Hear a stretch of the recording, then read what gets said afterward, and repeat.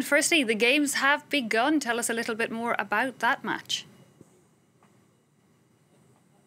Yes, the official ceremony isn't until Friday, but the Japanese Olympic team, and more particularly the Japanese softball team, starting these summer 2020 games in an emphatic fashion for the host country by beating Australia 8-1 in the very first event at these Tokyo 2020 Olympics.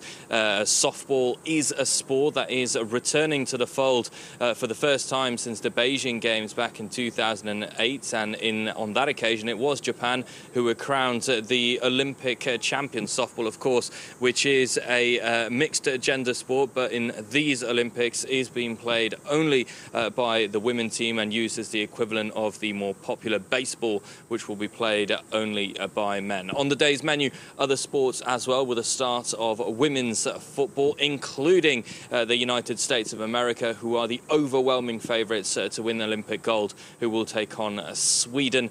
So yes, sport has finally started. It is, as you mentioned in your introduction, deviating just a little bit from all the talk surrounding coronavirus and the increasing cases here in Japan. Indeed. Very briefly, Simon, before we let you go, what is the latest on the COVID-19 situation there?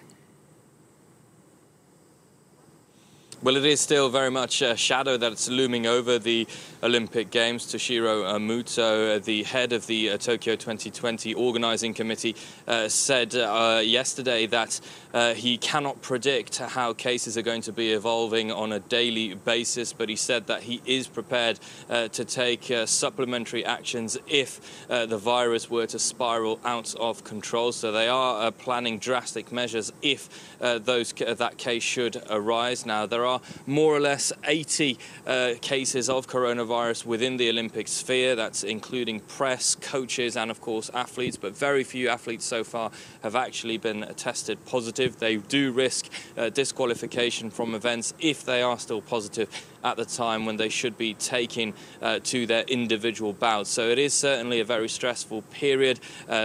Restrictions, as I mentioned earlier, are changing almost on a daily basis, so it is very hard to keep track for everyone. And of course, this is being played on the backdrop of an Olympic Games in Tokyo that many Japanese people are still very resentful for, and you do kind of feel the fact that there is not that much interest by the population here in Tokyo for the Games. So that is one of the reasons why, for the moment, everything remains pretty low-key. Simon Harding, France 24.